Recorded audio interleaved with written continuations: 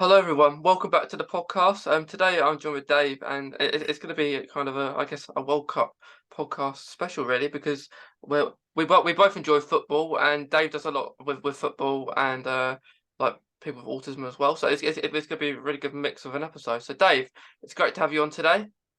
Thank you for having me on, mate. It's good to join you and have a good old chinwag about football and everything else.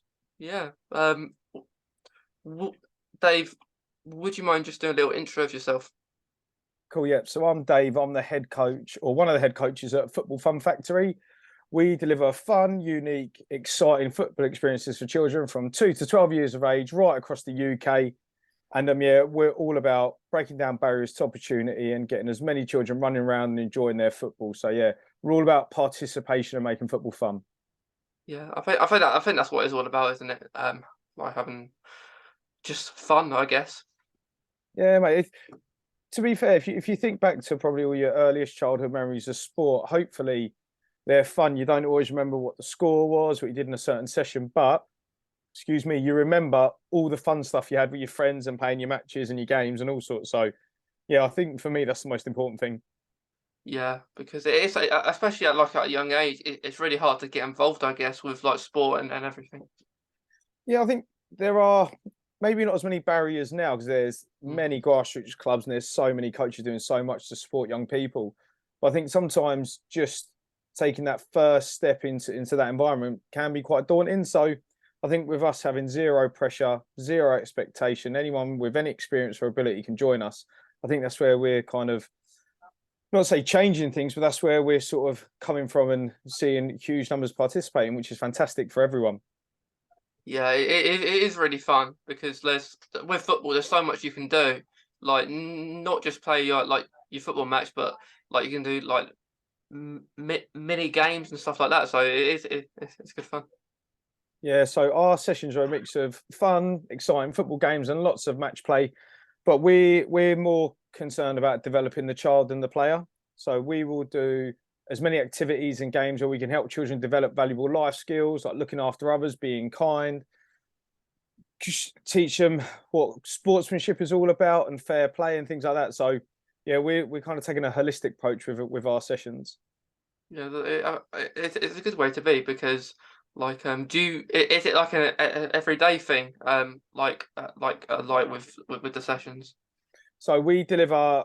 So a child will come along to say, I have a session in Sawston every Friday evening. I have two back-to-back sessions. The children will come weekly during term time. So it's not daily, but we do operate weekly. Okay. And yeah, is it like is it just like a once a week thing then like the children go? Yep. So we have our weekly programs. We also do holiday camps as well. So now if you've seen our website or feel free to have a look, we deliver a unique inflatable experience in the holidays. So we have a giant dartboard, giant inflatable goal. We've got an inflatable picture of you, which we use, sorry, for our TOTS program as well. The kids come in, they absolutely love it. It's sort of football reimagined. So yeah, it's good fun as well on the holidays. Yeah, I think I like when I was at school, I remember going to like football camps and stuff. And I enjoyed it more than actually, I guess, when you actually do it and like not the maybe the breaks and half terms because it's more fun and I guess you get to be involved more and you meet people from maybe not your own kind of area as well. So it's really fun. Yeah, we've got so many children who attend our summer programs or our holiday, sorry, not just summer holidays, half terms, Christmas, Easter, and they've got little friendships that they've built through the Football Fun Factory, which is lovely to see, to be fair. And they may not go to school together, see each other every week, but as soon as they're back in, it's like they haven't been away and they're back in playing with their friends that they make through football. Yeah, it's really fun. Like football, yes, it really does connect a lot of people. If you're doing stuff like you're doing, if you even go to a football match and go and see your team play, yeah, like I've done that and met some great people. But yeah, football it's the kind of a sport that unites a lot of people. Yeah, definitely. I think it's no matter where you go in the world, to be fair, if football's a sort of a universal language, you can enjoy it, you can play it without too many restrictions, which is great. Yeah, yeah, it is really fun. Like and it's really fun I remember at school playing in tournaments. It was really fun because like I remember from the coach I had to mark this guy. It was in the final. We got to the final, and I think it was my last year as well of school, because you can only put like go in this tournament at a certain age limit. And in the final, when I was told to mark this person, I did. I guess it's like you've got England France coming up maybe. Southgate saying to Walker, you've got to stay on Mbappe the whole game. It kind of like that. And it was really funny at the end because the opposite player got really annoyed because I wasn't worried about having the ball. I literally just stayed with him the whole time match. Following around the old pitch the whole Yeah, time. yeah, and he got really annoyed about it. He was like, "Leave me alone, leave me." And we won. We won in the end. And like he got really annoyed at the end. I don't think he didn't shake my hand like as you do when you finish a game. He got really agitated at the end. It But looked like you've done your job well. yeah, I done my job well. Like I was kind of a defender, like central midfielder, kind of player. In the tournaments and stuff. But it is good. It's good fun when you actually annoy the person. But yeah, like do you have a team you support, Dave? Like with football? Yeah, I'm a Man United fan. My first game my dad took me to, though, was because I grew up in West London. My first game was Brentford against Huddersfield. Brentford won 3-1. And I'll never forget it. My dad took me. I thought it was amazing. And it's a shame Griffin Park's not there anymore than out Lionel Road. But yeah, even though I went to Brentford first, I'm a Man United fan for my sins. Yeah, yeah. A lot's been happening with Man United lately. I Like, know, mate. I know a lot of Ronaldo and mm. everything. Hopefully, after the turn of Christmas, we can kick on a bit more. What about yourself? Who do you support? Well, growing up, because like um everyone was either a Manchester United fan in school or a Liverpool fan. So I thought I'd go down the same route at the time. So I did choose Man United. And I've only ever been to one Manchester United game, and that was when Sir Alex Ferguson was manager. It was the game where Sir Alex Ferguson's last home game against Aston Villa. I went to Van that. Persie's volley. Yeah, Van Persie's volley. I went to that match, and I put it a good match as well because it's. I either had the choice to go to Disneyland Paris or go to Man United match, and I chose Man United match because I was obsessed with football. Still am, but I just Not a bad choice, yeah, mate. yeah, not a bad choice. I had a few various matches to choose from as well. It weren't just the Aston Villa match. I think but that I could have done the derby, Man United, Man City, but that was very expensive.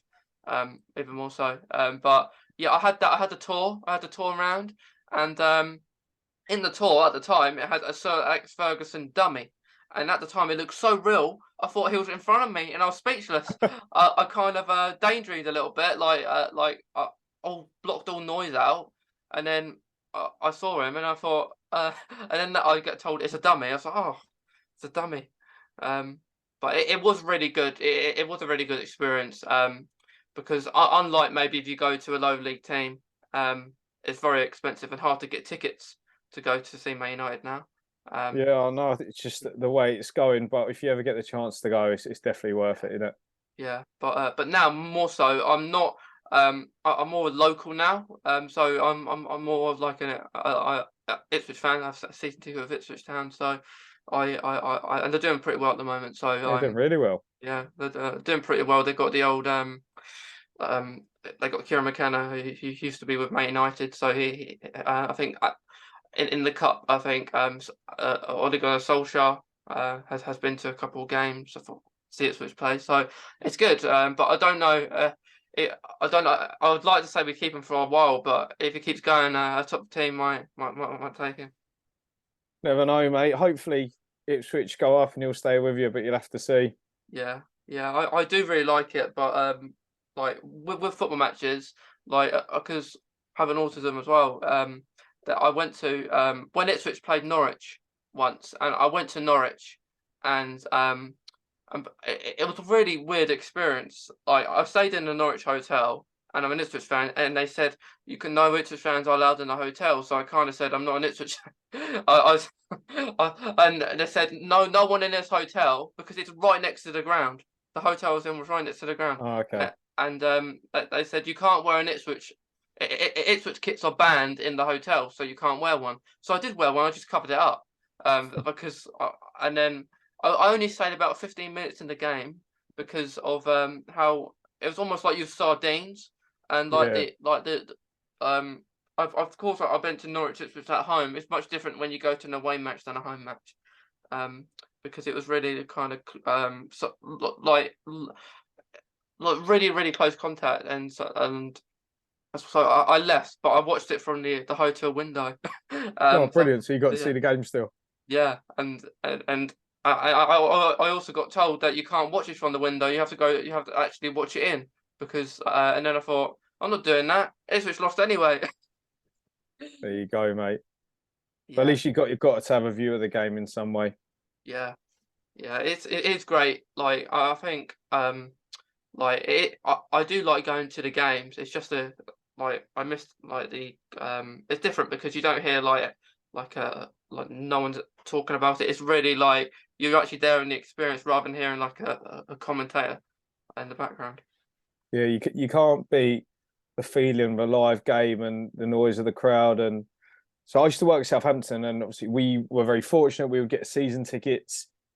So I went to many Premier League games and Championship games, even League One games. It was that long ago, and you just can't beat the atmosphere on a Saturday or Sunday afternoon, or even under the lights in the evenings. They're the special ones.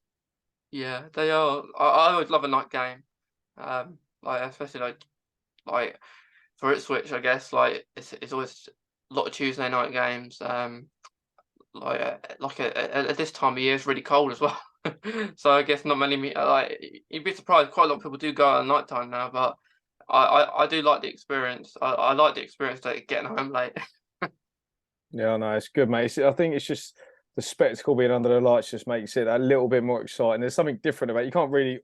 You can't, excuse me, always explain it, but yeah, no, it is something special about it.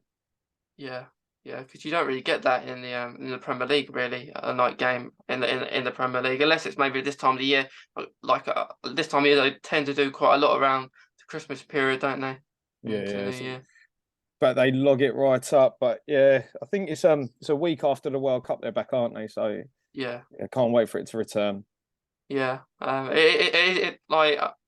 It's hot. I do miss it, but at the same time, I am enjoying the World Cup. Yeah, no, it's been a good tournament. Hopefully tomorrow night we'll get a result, and then yeah, you never know what could happen at the end of it. To be fair, Do you think we'll go through? I, I think we can. It's just one of those. It's going to be a tough game, but I think we've got enough to beat them. I think our midfield is much stronger than theirs. Our forward line's exciting. Our back four on their day are fantastic. Got a good keeper. I think getting through France, I actually think Morocco will beat Portugal, and I Yeah. think that would give us a huge chance of getting through to the final. But obviously, you never know what's going to happen tomorrow night. No, it's gonna it's going to be a tense match of our lives, I think. um, but from watching France in this tournament, I don't think they look that great. Um, from what I've seen, I know that Tunisia beat them and they didn't have their full team on there, which is a shame that Tunisia couldn't progress, and actually Cameroon because they beat Brazil and Portugal, and France, sorry. But yeah, it's going to be really interesting tomorrow. Yeah, I think we'll do all right. I think if we can get to the final, that'll be great. And I think with the team we've got so many options. They're so young, they're keen, they work for each other. I think I think we'll get through France, to be honest. Yeah, I can see us getting through to the final if we do beat France, because Portugal they look better than Spain. Like Spain's problem was they did not have any strikers really. They're all these passing, and then they didn't really have anyone to put it in the net. That was their issue. And like with Morocco, I guess it's like a Denmark of the tournament, like with the Euros.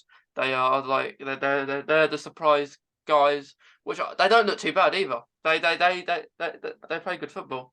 But yeah, I agree with you. I think they get through. I'm surprised Croatia are lucky enough to get through where they are at the Yeah, moment. So I think go out. I don't want them to go out. Because I think Brazil are better than them. I always want the underdog to win the game, but I think I think Brazil are gonna go. We'll go through. And it's Dutch against Argentina today as well, isn't it?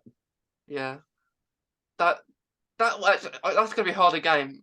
That's gonna be a tight game because both teams haven't looked the best in the tournament. And Argentina's only advantage that they have Messi, and when Messi's done well, for Argentina, they've been alright. But I do think Argentina will go through. But I wouldn't mind Holland going through as well because Holland have. If someone did win the World Cup, I would want someone who hasn't won it before or won it really few times. Yeah, get a new country to lift it. Yeah, I can see that as well. Yeah, like Croatia have never lifted it, I don't think. Holland's If never lifted it. if we don't win it, I'd love Morocco to win it. Oh, that'd be absolute scenes. It'd be amazing. Yeah, yeah, I would too. Like, I think it would just be good. Like it would just because football nowadays, like not like years ago where you could tell who's going to win at each game. Like now it's more tougher. Like we've seen in this World Cup, like you've had so many shocks. Um, like I do miss the 10 o'clock games. Um, but it's good. Like if we get through to France, we'll have definitely a good chance, and they're more prepared as well than the last time, that like the last World Cup and the Euros last year, and because no one expected them to get that far, I don't think. And this time they're more prepared, and a lot of these players that we have in our team are more like Pickford, like Maguire, like Luke Shaw, who do better for the country than their actual team. So, Yeah, no, they're performing well at the minute, aren't they? yeah, but yeah, it's going to be a game that that we need to start well because each game we started very slow, haven't we? Like we just mess about at the back, and you have Maguire and Stones pass it 100 times to each other, and then we won't have. You start really slow, don't they? Yeah, I think we press forward, we look decent, and with the players we've got, there's no reason why we can't go forward and express ourselves. So yeah, I'm having positive vibes for tomorrow night. Yeah, I am too. And if we did go to penalties, I think we could have a good outcome. But I don't want it to. We don't have like England going to penalties. That's never a good omen, is it? No, like we have a good keeper though. I do like Pickford. I like the way he thinks because he always like even if we're winning, he'll have a go at the players or maybe just a minor mistake. Yeah, I know what you mean. He's very in control of his back line, isn't he? If you watch him. But yeah. No, I'm feeling good. I'm feeling good. Yeah, because I think this is a good chance as we're gonna get because I guess we've had a good run so far. Like before the tournament, we could predict we could get France at this stage anyway. So I guess they've been preparing this for a while from seeing the table themselves, kind of thinking, "Hang on a minute, we're most likely to get France in the quarterfinals if we win our games and realistically finish top, which they have." So they kind of predicted this for a while, I think. Yeah, no, I think when we looked at, or well, when we, as if I'm part of the Three Lions management, when they looked at when everyone was talking about the World Cup and the possible pathways, yeah, it was likely we were going to get France. So yeah, I think they're more than ready for it. Yeah, and like everyone fears Mbappe, but although he's a good player, like to say, like they faced all these players before. Like Kyle Walker's faced Mbappe 4 times, in the Champions League, so he's more than ready for it, and like I think one of the only players that could keep up with him as well. So, um, I'm ready, and like if we lose, we lose. I'd rather us go out to a team like France than a team like maybe a not as good team in a way. So if we go out to France, we go out to France, but hopefully not. Yeah, yeah. Fingers crossed. Yeah, like with your like with the Football Fun Factory, have you been doing any World Cup themed stuff? Yeah, we've had a few World Cup theme sessions, so we'll do anything we can to inspire the children. So obviously the World Cup now, we do World Cup themed games. Obviously leading into Christmas, we're going to do Christmas themed games. At Halloween, we use that as a theme. So we try and inspire and engage children as much as we can using different sorts of stimulus all the time. Yeah, it's good to do stuff like that. Because you might have like a game like a mini tournament game where you have like you put the kids into groups and then they pick a country and that, and then you can see who scores many goals or something. Yeah, no, they love it, and they love the sort of games where they become the players that they watch on TV. So you might have a game where they have to run fast like Mbappe or do tricks like Neymar, score like Harry Kane. So yeah, they absolutely buzz off it. So yeah, no, it's good fun to deliver those sessions. Yeah, it is good fun. Like coaching always, it's good when you do something you enjoy as well because, um, like I guess for the actual players that play the game, that they live a really good life, don't they? They play football as their job, and that's just it. They absolutely love it. But it's not a bad gig to have, is it? No, no. I saw like I think a video on your page. You had a message from Aaron Ramsdale, I think, on there by Yeah, he gave us a little shout out. So one of my coaches bumped into him and just told him about FFF, what we do, and he loved it. And he was asked if he could do a little shout out, and he did. So yeah, it was really good of him. Yeah, really, really good of him. Yeah, yeah, because he's doing all right now at Arsenal, top of the league. He's doing well. Hopefully, they can ride it out. Yeah, Be good to see them up there towards the end of the season. yeah. But whenever it's the Premier League, I always like a different team to win it each year. I don't like the same team winning it. Well, like back to back, like Man Yeah, City do. I yeah, know what you mean. yeah. Like I'm not like I'm not. I don't mind. I like Man City, but I like the way Man City play the football. Like, I always like an English team to win the Champions League or Europa League. I always like them to win stuff like that. But I always like the underdogs to do well. Like Newcastle, they're doing really good at the moment. So I would love to see them in the Champions League come the end of the season. Yeah, I think if they have a good January as well, they can really kick on for next season. 'Cause they've been absolutely superb. Eddie Howe's done a great job, hasn't he? And Yeah, I think yeah, they can obviously see them getting top four this year. It's just see how they get on after the World Cup with it. If there's another, sort of congestion of fixtures, I don't know what the fixtures are like for the rest of the year, but I would assume there's going to be a little bunch somewhere. yeah. I do actually enjoy the World Cup being at this time of the year for once because we're all used to it in the summer. And like I know it's just because it's in a place where it's really hot, but I wouldn't mind seeing it around different times of the year again, not just always having it in the summer. Yeah, I know what you mean. It does sort of level the playing field as well. Players are fresher. They're in full swing with their clubs. They're not tired towards the end of a long season. The heat isn't sapping them as much because they're fresher. So yeah, it could be a way to move forward, is having it at different times of the year. Yeah, it would do it would be better because like like everyone wants to win the World Cup for Christmas, like around this time of year, don't they? Yeah, it's perfect. Exactly. Football non-stop before Christmas. What more could you want? Yeah, and then you do get a little break. Like it's gonna be a bit weird this year. We don't have anything Christmas Eve. I think we normally have stuff around Christmas time, so there's gonna be a long break. But I saw on a match the other day they said that Germany are gonna be I think the longest break. I think I think it's mid. I think if I'm right, I think they said but like mid January because that they thought they were going to get quite far in the World Cup. But of course they didn't. So it's quite funny that they get a long break and they went out of the groups. Yeah, so they got a bit more rest time now, haven't they? Yeah, yeah. But like, do you like being a Man United fan, Dave? Like, where do you think? Where would you like them to finish? Uh, Realistically, top six. I would love a top four, but I think we'll be in and around that top six, knocking on the door of a top four this season. I think. Yeah, I think Rashford is doing really well. For Yeah, he's started the season well, done well at the World Cup, so it's just hopefully he can bring that form back to United and kick on a bit more. To be honest. yeah, because I think they said PSG might be interested in him. Um, I saw and Jude as well. Like I think he's 19. I can't believe it. Like you see his interviews, it's almost like he's 25. Yeah, like what a player! He's so mature and he's so good on the ball. You think he's been playing the game for years, but yeah, I think he's got a very cool head on his shoulders. Yeah, you've got him and like the like PSG, I probably want him as well. But like, it's going to be interesting to see what happens. Like, I think our team has evolved now, so hopefully, I would love. It'd be a great season. England win the World Cup.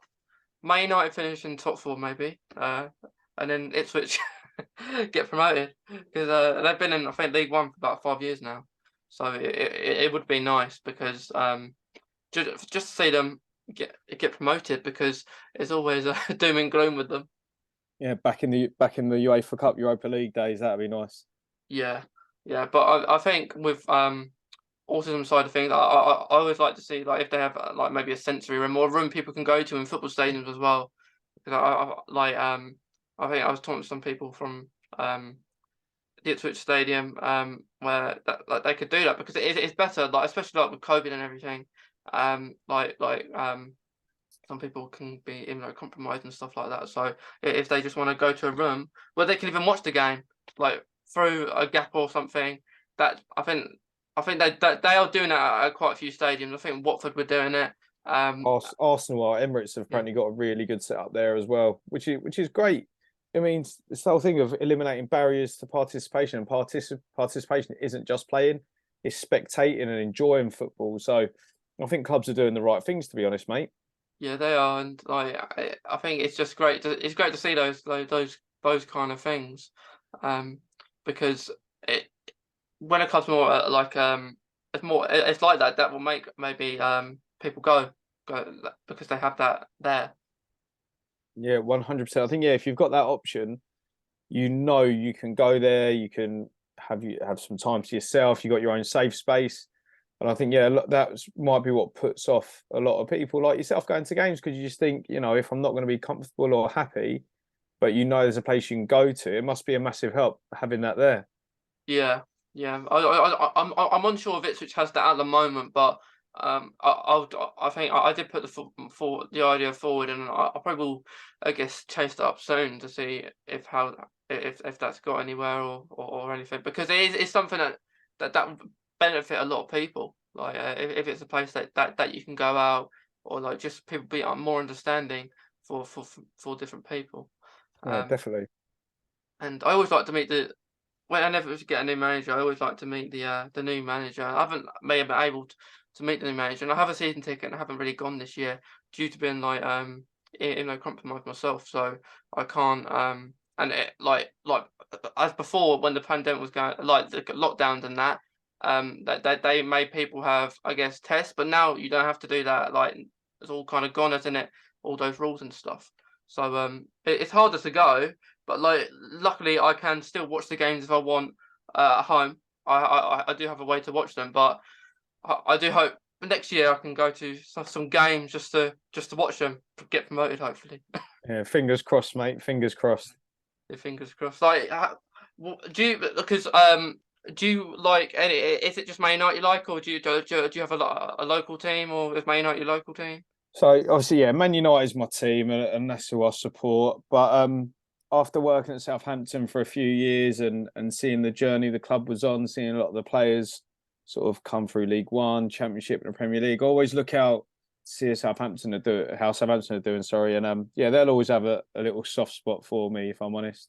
Yeah, they are a good club because I've been to Winchester, which is near Southampton, before, but I Southampton are a good. They got a good youth system because how they like you see a lot of players, especially a few years ago, where half of them did go to Liverpool, and I think you had Luke Shaw at United, so they do really well, like, with their youth. Yeah, there's a lot of young players, and maybe that they didn't all come through the system, but you had Adam Lallana, Nathaniel Klein. Dayton Lovren was at the club for a bit, so was Virgil van Dijk, Lukey Shaw you mentioned, Morgan Schneiderlin. And Ricky then Lambert, Ricky Lambert was an absolute hero when he came to Saints. Obviously, it was a bit later in his career, but he was superb. Then you got Theo Walcott, Gareth Bale, yeah. like all those sort of players who have come through the ranks. And yeah, It's a shame like they couldn't keep them all. They'll be in the top four at least with all them. All they'll be winning the Premier League. Yeah. There's other youngsters sort of there. There's like Lloyd James, who had a great spell. I think it was at Orient he went to, players like that who came through. Shane Long. as well. Shane Long, yeah, was at Saints for a bit. It's just so yeah, it's a brilliant club, and just hopefully they can sort of get results together again and start climbing up the league.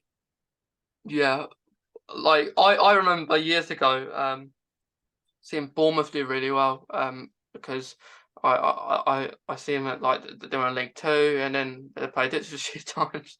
I've seen them against Ipswich and that, and then their stadium is very small, isn't it? Like for a Premier League club, I was quite shocked when I saw how big their stadium is because it's not very big, but they get a lot of support.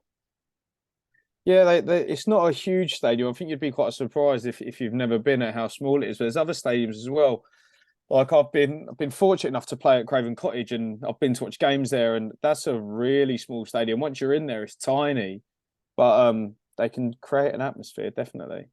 Yeah, like it is pretty crazy because of course like it how small these states you think that because they've been in the Premier League they would maybe make them bigger, you'd think, because I know Everton are changing their grounds um to somewhere else, so I think which is good because I did go to earlier this year. I had a tour around the Liverpool Stadium, and then I wanted to go in the Everton Stadium, but it was closed. But it's literally just up the road, and people who maybe support Liverpool could be just living in right next to the Everton Stadium because this house is right next to it, and Yeah, it's pretty crazy. So I'm glad.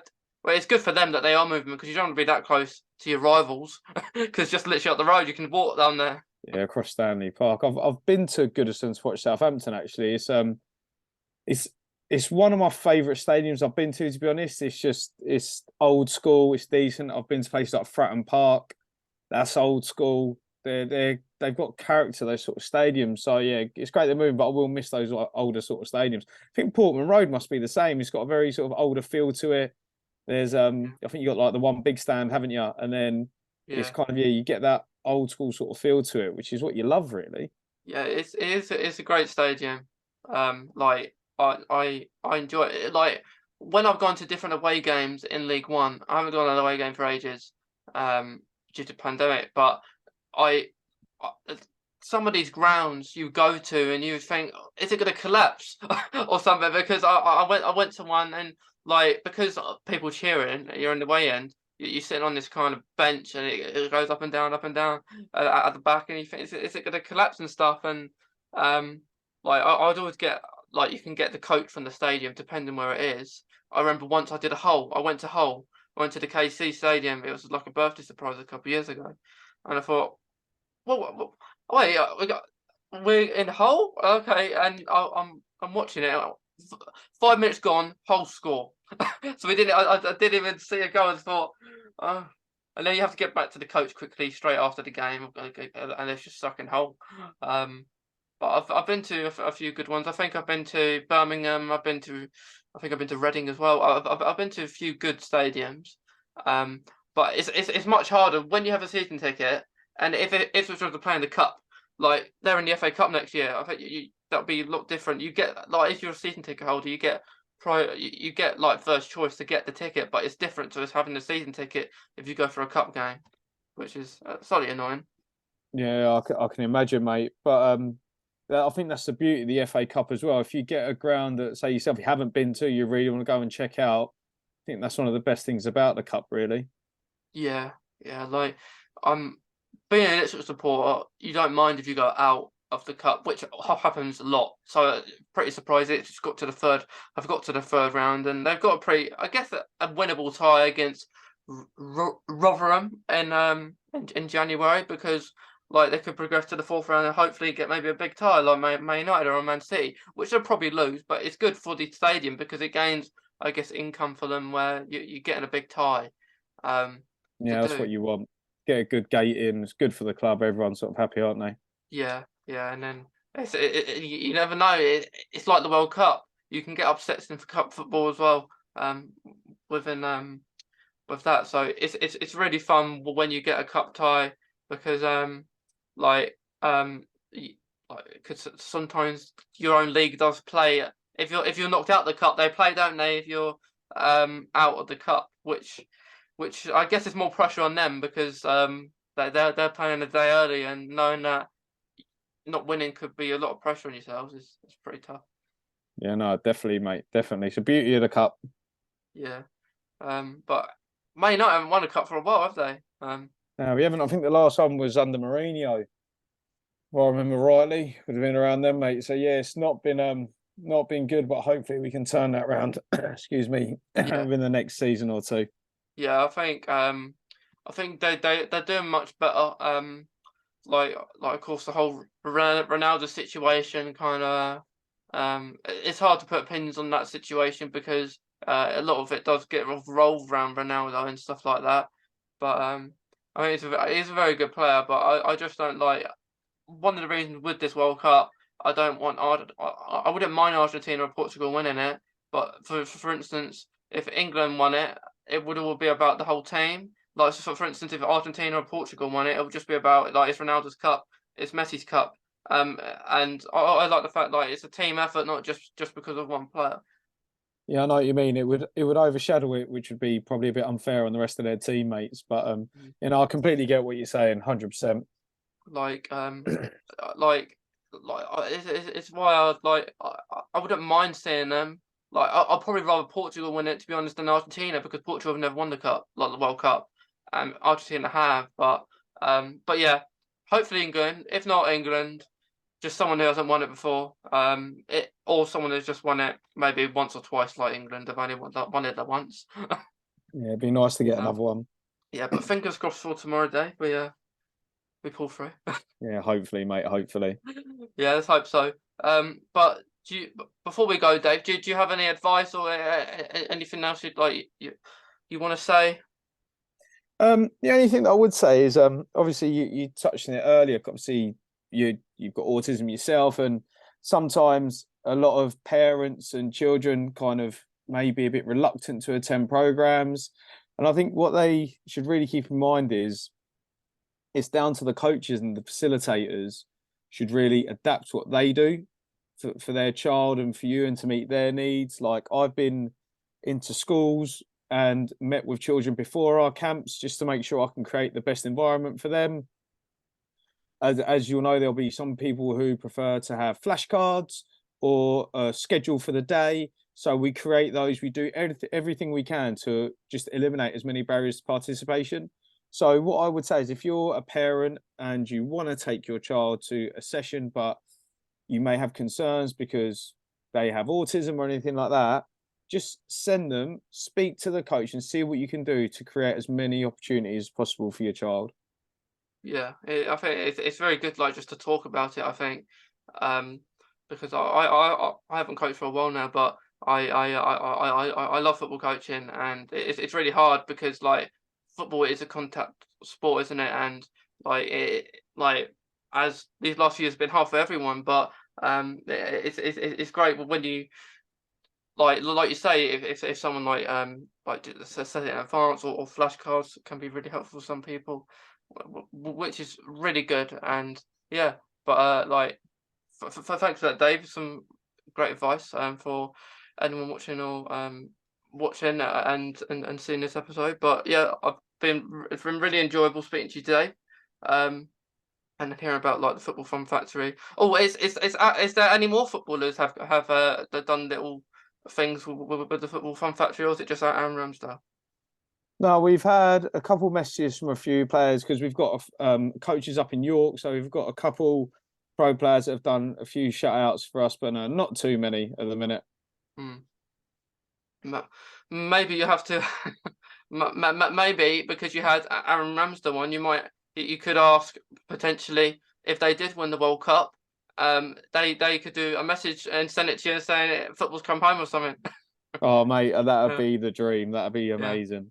yeah. Because I don't even know, Dave. The guys who made the "It's Coming Home" song have made an "It's Coming Home for Christmas" one too. Yeah, I've heard it. I've heard it. Where they're putting Yeah. a piece together. I've heard little snippets of it. Yeah, Yeah. It's good that is like that if you watch the video of it, it's pretty cool because like they do flashbacks from the original one, and then you have like the new one about like saying that they'll probably win it because it's at Christmas time. They yeah, jinxed in July and exactly, mate. I yeah. don't disagree. Yeah, well, hopefully they're right. Hopefully they make the song because we can win it. But yeah, fingers crossed for France. And if we get through, that's great. But if not, um, well, let's hope. Let's say it's not. That's not going to happen. We're getting through. There you go. Yeah, End of story. positive. We'll be positive. Yeah, but being England fans, we're used to it, aren't we? Exactly, mate. Exactly. Yeah. But yeah, it's been great speaking to you, Dave, and hearing about like Football Fun Factory a bit more, and yeah, and it's great you're keeping busy with it all around Christmas. Cheers, mate. Thank you for having me on, mate. It's been good. Thanks, Dave. Cheers, mate.